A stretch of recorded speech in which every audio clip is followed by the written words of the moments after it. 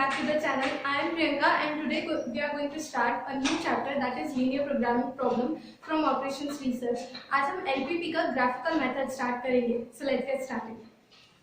अब LPP को समझने के लिए पहले हम कुछ बेसिक टर्म्स को समझ लेते हैं. सबसे पहले आता है हमारे पास लीनियर प्रोग्रामिंग. लीनियर प्रोग्रामिंग का मतलब क्या होता है? It is a mathematical technique जिससे कि आप अपने जो भी आपकी प्रॉब्लम है उसका सोल्यूशन फाइंड आउट करने की कोशिश करते हो. कैसी प्रॉब्लम कि आपके पास ऑर्गेनाइजेशन के अंदर हमेशा लिमिटेड रिसोर्सेज होते हैं, तो और उन लिमिटेड रिसोर्सेज का आप मल्टीपल यूज कर सकते हो. तो आप अपने रिसोर्सेज को किस तरीके से डिस्ट्रीब्यूट करो कि आपका जो प्रॉफिट है या जो प्रॉफिट है वो मैक्सिमाइज हो सके या कॉस्ट मिनिमाइज हो सके या फिर जो आपका अल्टीमेट ऑब्जेक्टिव है ऑर्गेनाइजेशन का वो अचीव हो सके. दूसरी चीज आती है objective. Objective is the ultimate goal of the organisation जिसके लिए वो काम कर रही है. थर्ड आता है रिसोर्सेज. रिसोर्सेज कुछ भी हो सकता है जैसे कि टाइम, लेबर, मनी, कैपिटल, कुछ भी हो सकता है जो आपके पास लिमिटेड है लेकिन आपके ऑर्गेनाइजेशन के फंक्शनिंग के लिए या फिर उसके ऑब्जेक्टिव को अचीव करने के लिए इम्पोर्टेंट है. फोर्थ आता है इनइक्वालिटी. इनइक्वालिटी होता है कि जो भी आप इसमें मैथमेटिकल टेक्निक है तो मैथमेटिकल आपको प्रॉब्लम्स भी बनानी पड़ेगी. तो वो होती है कि अगर आपको लीनियर फंक्शन बनाना है तो वो लीनियर फंक्शन या तो इक्वालिटी का हो सकता है या इनइक्वालिटी का हो सकता है. इक्वालिटी का कैसे कि अगर वो इक्वल्स टू में है तो इक्वालिटी का है, लेकिन अगर आपको उसके लिए कंडीशन दे दी कि मैक्सिमम की है या मिनिमम की है, तो अगर आपको ये ऐसी कोई कंडीशन दे देता है मैक्सिमम या मिनिमम की तो वो आपके लिए इनइक्वालिटी होती है. फॉर एग्जांपल अगर आपको बोल दिया 2x + 3 = 10, तो ये तो क्या है इक्वालिटी है. लेकिन अगर आपको इसी के लिए बोल दिया 2x + 3 = 10, ठीक है, तो ये तो आपके लिए इक्वालिटी है लेकिन ये आपके लिए एक मैक्सिमम की कंडीशन है या मिनिमम की कंडीशन है ऐसी, तो उसके लिए आप बोलते हो इनइक्वालिटी. ठीक है.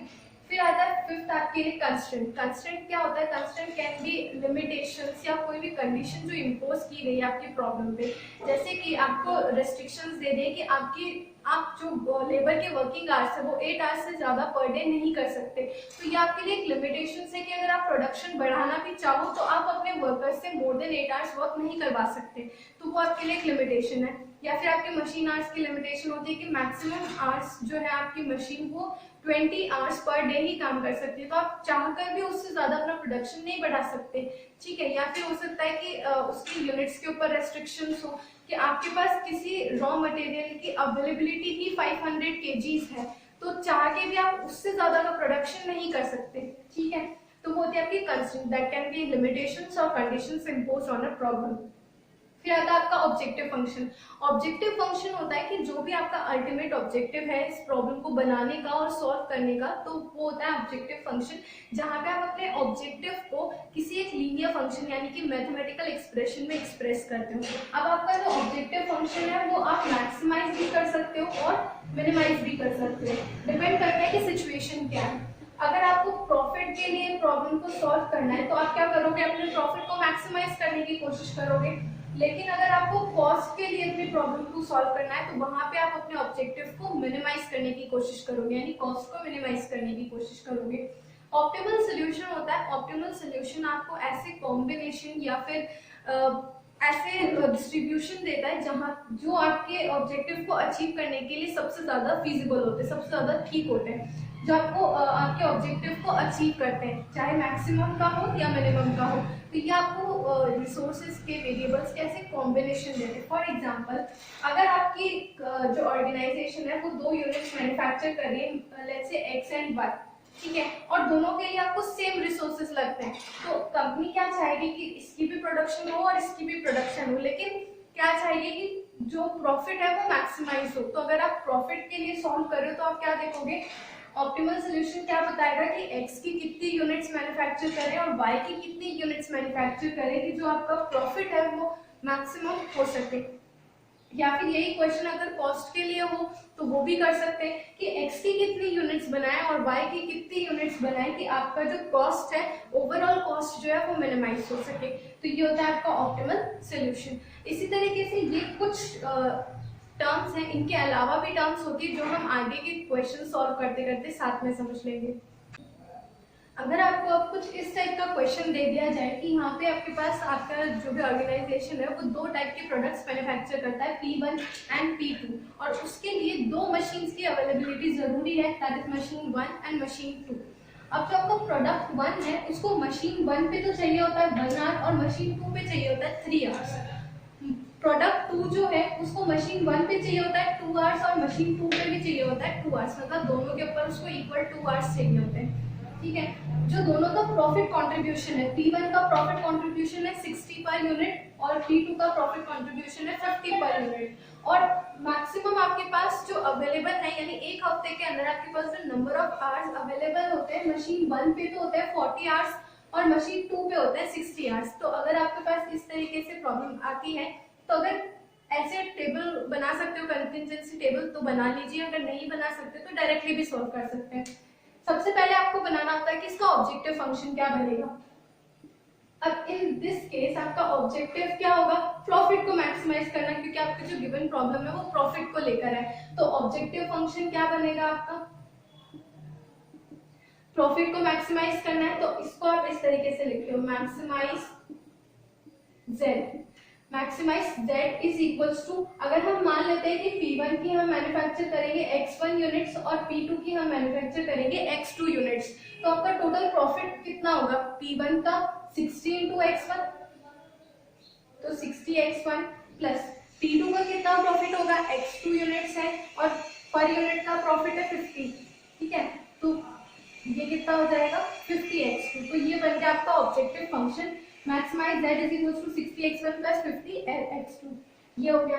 दूसरा फिर चीज आती है कि आपको कंस्ट्रेंट्स ड्रॉ करने होते हैं। कंस्ट्रेंट्स मैंने बताया कि लिमिटेशंस होती है जो भी आपके ऊपर इंपोज की हुई होती है। यहाँ आपके पास लिमिटेशन क्या है कि आपके पास मैक्सिमम आवर्स इतने ही अवेलेबल हैं, ठीक है, तो आप इतना ही प्रोडक्शन कर सकते हो, तो आपको अब कंस्ट्रेंट्स ड्रॉ करने हैं।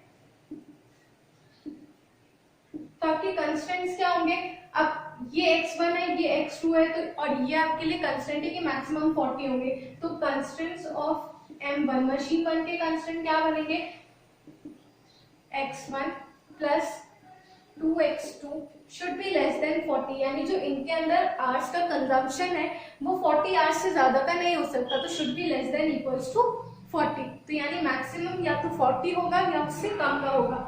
सेकेंड, अगर हम कंस्ट्रेंट ड्रॉ करते हैं फॉर M2, तो M2 के लिए कंस्ट्रेंट क्या होगा, 3x1 plus 2x2 should be less than equals to 60, यानी कि दोनों x1 और x2 के यूनिट्स के अंदर मिला करके टोटल जो आवर्स का कंजम्पशन होगा वो 60 आवर्स से ज्यादा का नहीं हो सकता। तो इस तरीके से आप फॉर्मुलेट करते हो ऑब्जेक्टिव फंक्शन को और कंस्ट्रेंट को। कंस्ट्रेंट आप हर उस चीज के लिए ड्रॉ करोगे जो भी आपको लिमिटेशंस दे रखी है। यहाँ में सिर्फ मशीन के लिए लिमिटेशंस थी कि उसके मैक्सिमम आवर्स इतने हैं, तो हमने मशीन 1 और मशीन 2 के लिए उसके कंस्ट्रेंट्स ड्रॉ किए। अब दूसरी प्रॉब्लम को हम सॉल्व करते हैं। यहाँ पे आपको दे रखा है कि एक कंपनी है XYZ कंपनी जो दो तरीके की टीवी पिक्चर ट्यूब्स बनाती है, एक तो ब्लैक एंड व्हाइट टीवी की पिक्चर ट्यूब्स बनाती है और एक कलर टीवी की पिक्चर ट्यूब्स बनाती है, जिसके लिए आपको बोला है कि मैक्सिमम ऑपरेटिंग आवर्स, उन्होंने एक नया प्लान किया है जिसकी मैक्सिमम ऑपरेटिंग आवर्स है 48 आवर्स पर वीक, ठीक है।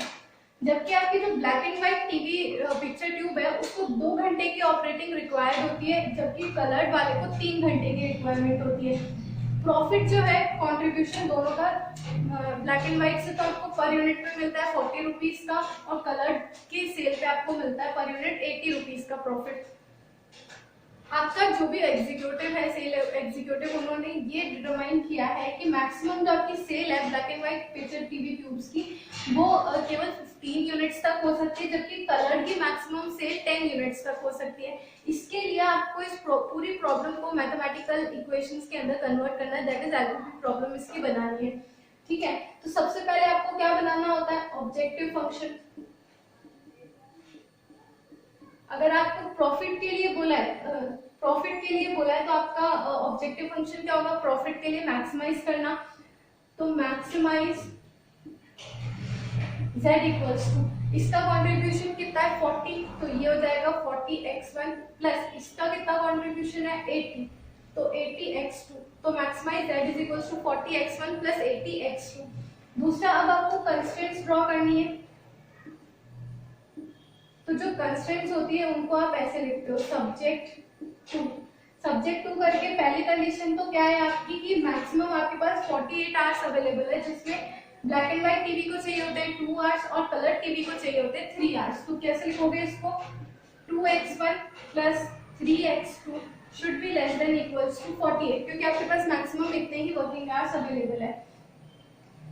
एक कंडीशन आपके पास ये है कि ब्लैक एंड व्हाइट टीवी की केवल 15 यूनिट से बिक सकती है, तो आप 15 से ज्यादा यूनिट्स बना के क्या करोगे? आपको लॉस होगा उससे। तो आप क्या करोगे? दूसरी कंडीशन आपकी क्या है कि x1 अगर आप यूनिट्स बना रहे हो ब्लैक एंड व्हाइट टीवी की, तो that should be less than equals to 15। 15 बनाओ या 15 से कम बनाओ, लेकिन 15 से ज्यादा नहीं होनी चाहिए, क्योंकि बिकेगी नहीं मार्केट में। फिर आती है कलर्ड के लिए भी आपको ऐसी ही एक कंडीशन दी हुई है कि that should not be more than 10 units. तो ठीक है, ये कंडीशन आपकी हो जाएगी x2 should be less than equals to 10 units. तो ये आपके बन जाते हैं इसका ऑब्जेक्टिव फंक्शन और कंस्ट्रेंट्स। अब एक और प्रॉब्लम देखते हैं जहाँ पे आपको बोल रखा है कि आपका जो भी कंपनी है वो कुछ क्रूड ऑयल्स को रिफाइन करती है, ब्लेंड करती है, ताकि वो दो तरीके की पेट्रोल क्वालिटीज को बना सके। अब वो क्रूड ए, क्रूड बी और क्रूड सी को ब्लेंड करती है ताकि वो दो तरीके की क्वालिटी का पेट्रोल यानी कि P1 क्वालिटी का पेट्रोल और Q क्वालिटी का पेट्रोल बना सके। ठीक है, अब उसके बाद इसको काम को करने के लिए दो तरीके के प्रोसेस है, एक ओल्ड प्रोसेस है, एक न्यू प्रोसेस है। अगर वो ओल्ड प्रोसेस से चलती है तो क्रूड ऑयल ए का 5 यूनिट्स को, क्रूड बी की 7 यूनिट्स को और सी की 2 यूनिट्स को ब्लेंड करती है ताकि वो पी की 9 यूनिट्स और क्यू की 7 यूनिट्स को मैन्युफैक्चर कर सके। और न्यू प्रोसेस से करती तो ए की 3 यूनिट्स, बी की 9 यूनिट्स और सी की 4 यूनिट्स को ब्लेंड करती है ताकि वो पेट्रोल पी की 5 यूनिट्स बना सके और क्यू की 9 यूनिट्स बना सके। आपको दे रखा है कि जो मैक्सिमम अवेलेबिलिटी है क्रूड ऑयल्स की वो आपके पास है 1500 ए की, 900 यूनिट्स बी की है और 1000 यूनिट्स आपके पास सी की है। जबकि आपकी रिक्वायरमेंट क्या है? आपने पहले से कोई कॉन्ट्रैक्ट किया हुआ है जिसके मुताबिक अगले महीने तक आपको कम से कम 500 यूनिट्स तो बना के देनी है पी की और कम से कम 300 यूनिट्स बना के देनी है क्यू की। ठीक है, और आपको पी की हर यूनिट से प्रॉफिट मिलता है 60 रुपीज का, जबकि क्यू की हर यूनिट से आपको प्रॉफिट मिलता है 90 यूनिट्स का, अब 90 रुपीज का। तो अब इससे आपको कंस्ट्रेंट्स कैसे ड्रॉ करनी है? सबसे पहले तो आपको बनानी होती है ऑब्जेक्टिव फंक्शन और फिर बनाने होते हैं कंस्ट्रेंट्स।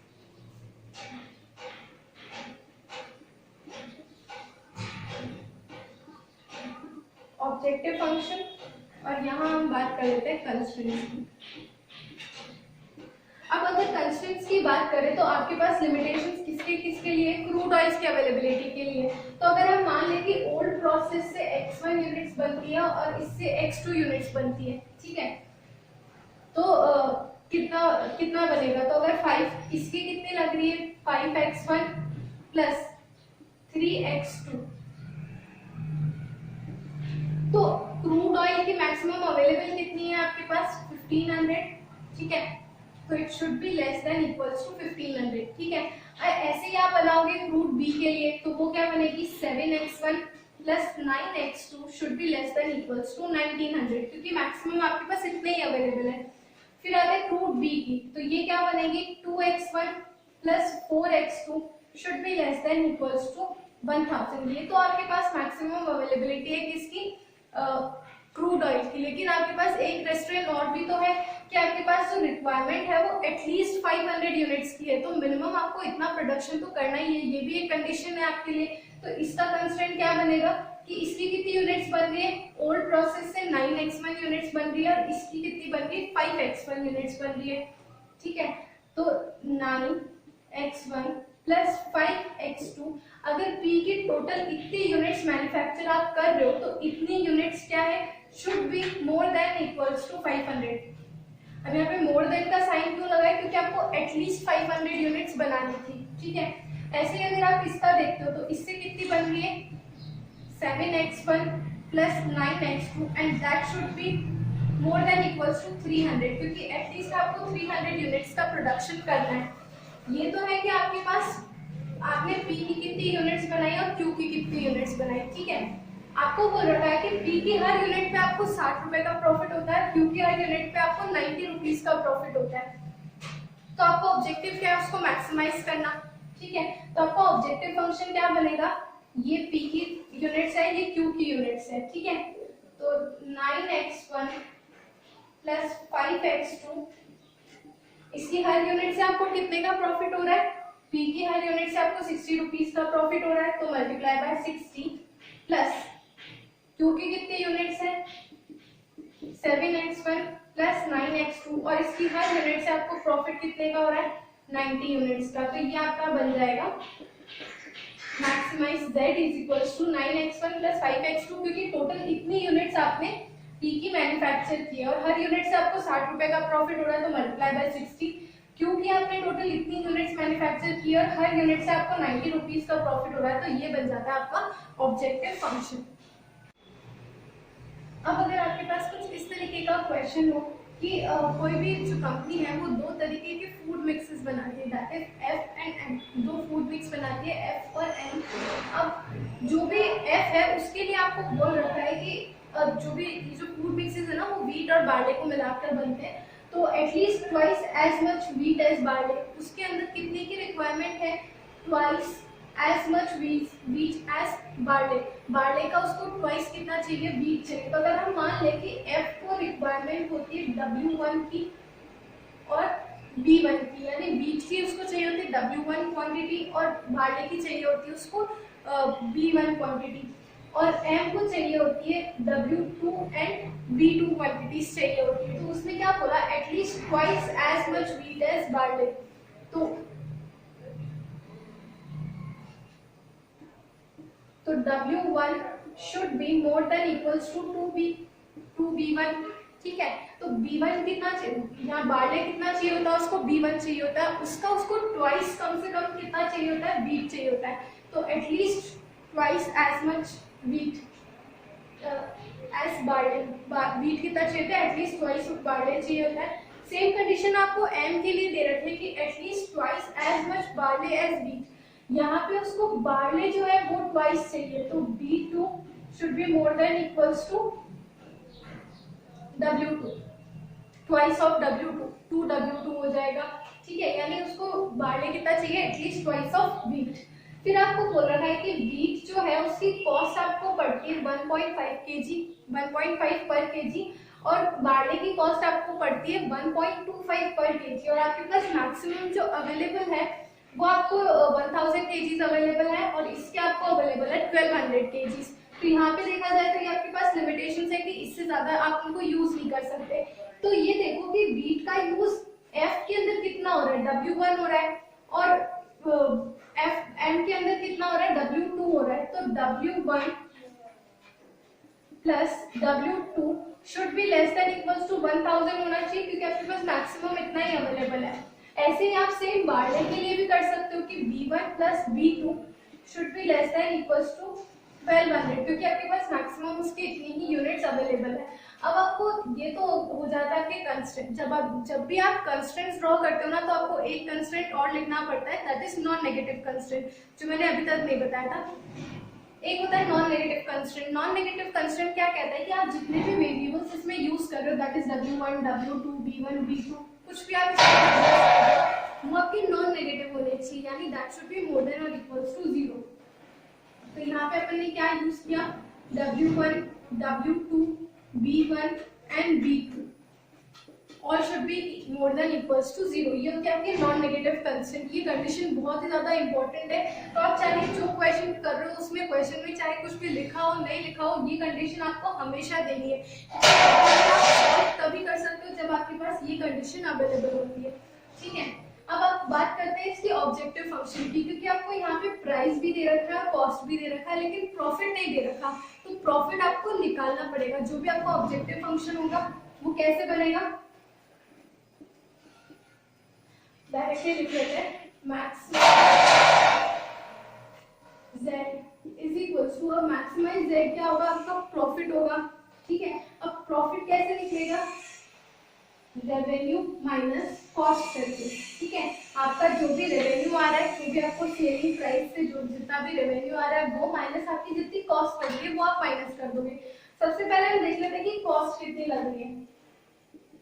कॉस्ट कितनी लगेगी, आप टोटल उसकी कितनी क्वांटिटीज यूज कर रहे हो, व्हीट की W1 और W2 यूज कर रहे हो, तो W1 प्लस W2 टोटल इतनी क्वांटिटीज आप व्हीट की यूज कर रहे हो, और वो आपको किस कॉस्ट पे पड़ रही है 1.50 के कॉस्ट पे पड़ रही है, प्लस आप व्हीट की यूज कर रहे हो और बार्ले की भी तो यूज कर रहे हो B1 B2, और ये आपको पड़ रही है 1.25 पर केजी के हिसाब से। तो ये तो हो गई आपकी टोटल कॉस्ट। अब हम बात करते हैं कि इसका रेवेन्यू क्या होगा। रेवेन्यू क्या होगा, आपको बोला है कि जो भी रेवेन्यू है वो कैसे जनरेट होगा। अगर आप एफ की 99 यूनिट्स तक सेल करते हो तो वो आपको 1.80 पर केजी के हिसाब से सेल होती है। लेकिन अगर आप 99 यूनिट से ज्यादा सेल करते हो तो वो आपकी बिकती है 1.65 रुपीज पर केजी के हिसाब से। तो अब हम ये मान लेते हैं कि टोटल जो भी हम यूनिट्स मैन्युफैक्चर कर रहे हैं अगर 99 तक होगी तो कितने में सेल होगी, 1.80।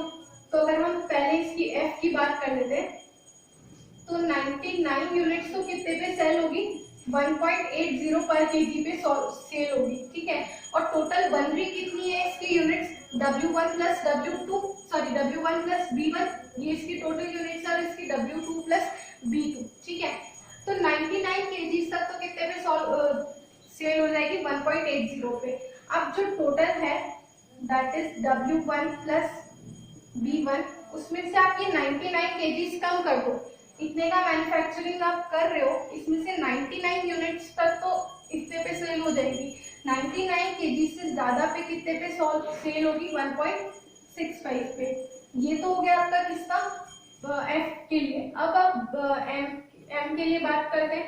एम के लिए भी ये दे रखा है कि 99 यूनिट्स तक तो वो कितने पे सेल हो जाएगी, 1.70 पे सेल हो जाएगी, प्लस जो 99 से ऊपर जाएगी यानी W2 प्लस B2 माइनस 99, तो जो भी एडिशनल होगी यानी मोर देन 99 होगी वो कितने पे सेल होगी, 1.55 पे, ठीक है। ये आपका टोटल रेवेन्यू हो जाएगा और ये आपकी टोटल कॉस्ट हो जाएगी। इसको सॉल्व करने से और इसको सॉल्व करने से दोनों का जो डिफरेंस आएगा वो आपका प्रॉफिट होगा, वही आपको क्या करना है, यहाँ पे मैक्सिमाइज करना है। तो इस तरीके से इसका आपका ऑब्जेक्टिव फंक्शन बनेगा। ये सारे आपके कंस्ट्रेंट्स हैं और this is your non negative constraint. ये आपकी क्या है, नॉन नेगेटिव कंस्ट्रेंट है कि कोई भी यूनिट्स आपकी नेगेटिव में नहीं जानी चाहिए। क्यों नहीं जानी चाहिए कि अगर आप ये देख लो कि आप B1 या B2, W1 और W2 कोई क्वांटिटीज यूज कर रहे हो तो आप क्या करोगे, या तो यूज करोगे या फिर नहीं करोगे, डिस्ट्रॉय तो करने से रहे, ठीक है। तो आपकी या तो जो उनका कंजम्पशन है वो 0 हो सकता है या फिर मोर देन 0 हो सकता है, लेकिन 0 से नीचे यानी नेगेटिव में नहीं जा सकता। तो वो थे आपके नॉन नेगेटिव कंस्ट्रेंट। और ये लिखना बहुत ज्यादा इंपॉर्टेंट है क्योंकि एलपीपी को आप सॉल्व तभी कर सकते हो जब ये रेस्ट्रिक्टेड होते हैं टू 0, ठीक है। तो ये आपके लिए बहुत ज्यादा इंपॉर्टेंट है, ये हर क्वेश्चन में लिखनी है, चाहे क्वेश्चन में मेंशन किया हो या ना किया हो। सो आई होप यहाँ तक की सारी चीजें आपको क्लियर होगी। This is all for today. Next class में हम सीखेंगे कि इसके आगे का प्रोसेस क्या होता है क्वेश्चंस को सॉल्व करने का। इनमें अगर आपको कुछ भी डाउट है तो you can ask me in the comment section below. See you in the next class. Till then, stay healthy, stay happy, and don't forget to subscribe the channel, press the bell icon, and also share with your friends.